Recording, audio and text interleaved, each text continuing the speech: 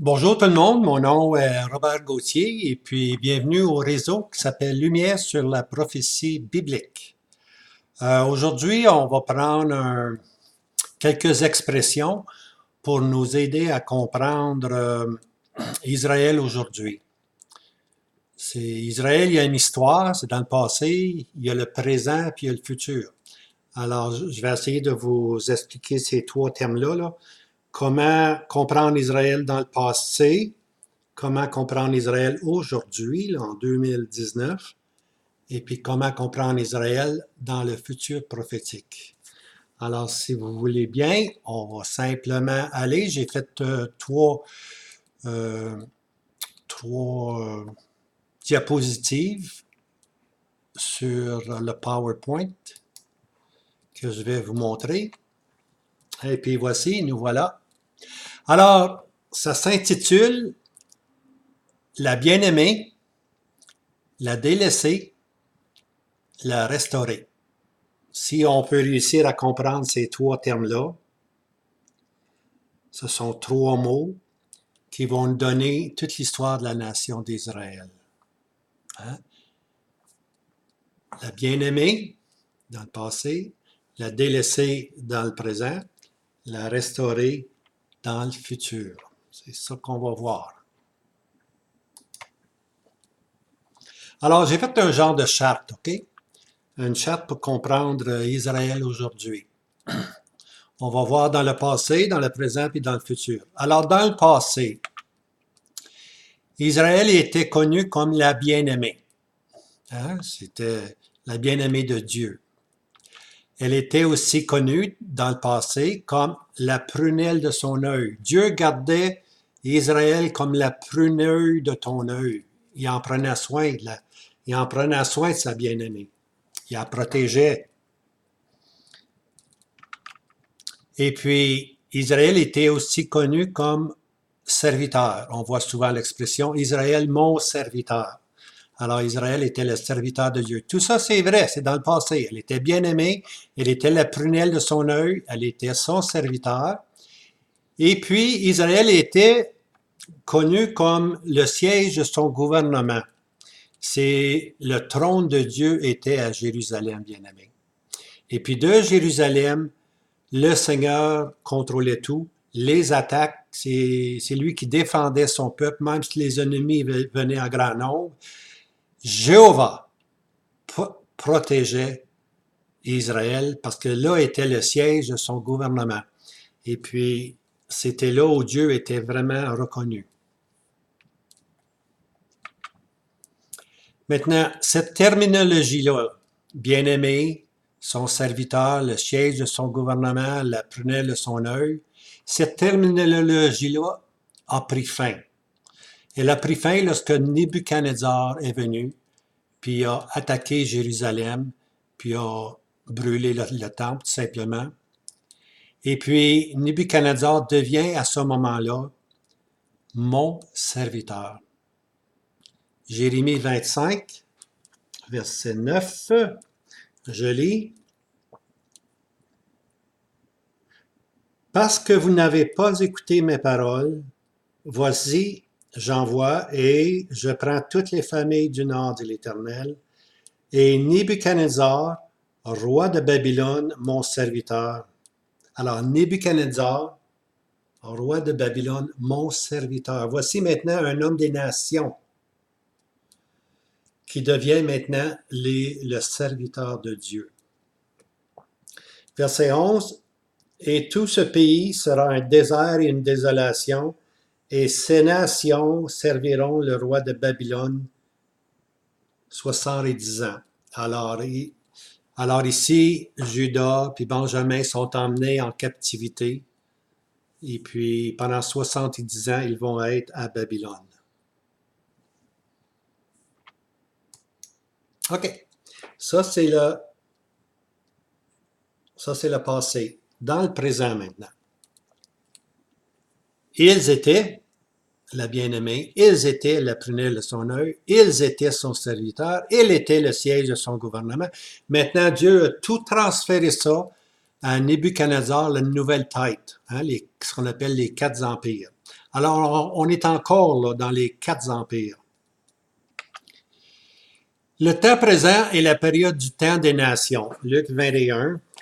Je vais aller voir dans Luc 21.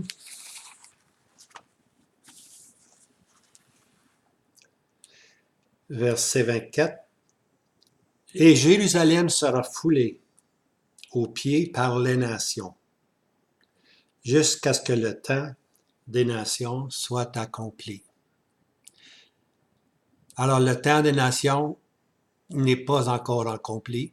On est toujours dans la période des empires, où le gouvernement a été transféré à Nebuchadnezzar, la nouvelle tête, mon serviteur. Alors, Israël n'est plus le serviteur de Dieu.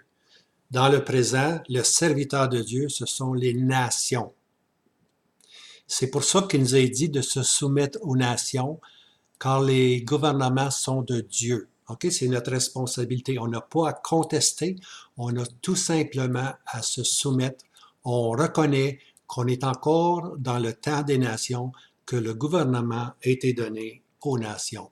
On lit ça dans Romains, je pense que c'est Romains 12, hein? Que tout le monde se soumette aux autorités qui sont, car les autorités sont de Dieu. Alors, nous sommes encore sous la période des 4 empires. Aujourd'hui, quoique la 4e, l'Empire romain, se soit effrité. On se rappelle que l'Empire romain est devenu trop central, trop grand, trop de territoire, puis peu de motivation dans les soldats. Et puis, au lieu de garder l'Empire romain réuni, elle s'est simplement effritée. Hein? Différentes sections du nord sont parties, puis d'autres sections du sud sont parties. Et puis, l'Empire romain n'existe plus. Elle s'est effritée. Elle est aujourd'hui, tous les pays qui la composaient jadis sont maintenant les pays qu'on appelle les pays de l'Europe. OK? La France, l'Italie, l'Espagne, tous ces pays-là étaient jadis l'Empire romain de l'Ouest. Okay? Mais elle n'a jamais été conquérie, elle s'est effritée. Mais la parole de Dieu, qui prend plaisir à nous donner le futur, nous enseigne qu'elle était, hein, qu'elle n'est plus, mais qu'elle sera. Okay? Alors, c'est un petit verset dans Apocalypse 17 qui nous donne toute l'histoire de l'Empire romain. Elle était au jour de l'apôtre Jean, elle n'est plus après, elle n'est plus encore aujourd'hui, mais elle sera. Hein? Mais un peu plus loin, on lit que sa source va être satanique. Okay? Ça ne sera pas vraiment de Dieu, ça va être une source satanique. Alors, la parole de Dieu nous enseigne que dans le futur, l'Empire romain va être revivifié, elle va reprendre vie, elle va renaître de ses cendres. La blessure, on lit dans Apocalypse 13, la blessure mortelle, hein? Elle se remet de sa blessure mortelle. Bien, la blessure mortelle, c'était l'effritement, pour ainsi dire, de tout l'Empire. Mais dans le futur, elle va reprendre vie avec un nouveau chef, pour ainsi dire, un nouveau chef romain. Daniel 9, verset 27 à peu près, nous dit le prince à venir, hein? Le peuple du prince qui viendra, le peuple du prince à venir. Alors, le peuple qui a détruit Jérusalem, ce sont les Romains. Mais le prince, il y a un prince à venir. Okay? Ça nous emmène dans le futur. Ça va être le nouveau leader de l'Empire romain. Alors, à partir de ce moment-là où Dieu a transféré à Nebuchadnezzar, qu'il l'a appelé mon serviteur, Israël est maintenant connu comme la délaissée. Dieu l'a délaissée. Hein? Dieu dit, je me tiens à l'écart. La désolée, Dieu n'est plus là vraiment pour la consoler. Providentiellement, Dieu intervient, mais il n'intervient plus maintenant directement. Dieu travaille dans le secret, pour ainsi dire. Elle est aussi appelée l'affligée et puis l'abandonnée. Ça, c'est Israël aujourd'hui. Elle est délaissée, elle est désolée, elle est affligée, elle est abandonnée. Abandonnée de Dieu. Okay? Dans le gouvernement de Dieu, Dieu ne peut plus reconnaître Israël à cause de son iniquité. Elle a été idolâtre, puis en plus, Benjamin puis Judas ont crucifié le Seigneur Jésus. Donc Dieu ne peut plus dans son gouvernement la reconnaître comme telle. Il la laisse seule faire son petit chemin. Et puis Dieu, dans sa providence, organise certaines choses. Maintenant, dans les conseils de Dieu, Israël sera toujours le peuple de Dieu, à cause des patriarches. Hein, on lit ça dans Romains, je pense que c'est chapitre, je sais pas, 9, 10, 11 peut-être. À cause des pères, ok? À cause des pères, Israël va toujours être le peuple de Dieu. Mais dans le gouvernement de Dieu, elle est délaissée, désolée, affligée, abonnée. C'est pour ça qu'aujourd'hui, on ne peut pas dire, puis on l'entend souvent, ça, je l'entends continuellement par des enseignants, que Israël est la prunelle des yeux de Dieu. Quiconque aide Israël aide Dieu. Voyons donc. Israël n'est pas la prunelle il n'est pas la prunelle des yeux de Dieu. Elle l'était. Ici, on le lit.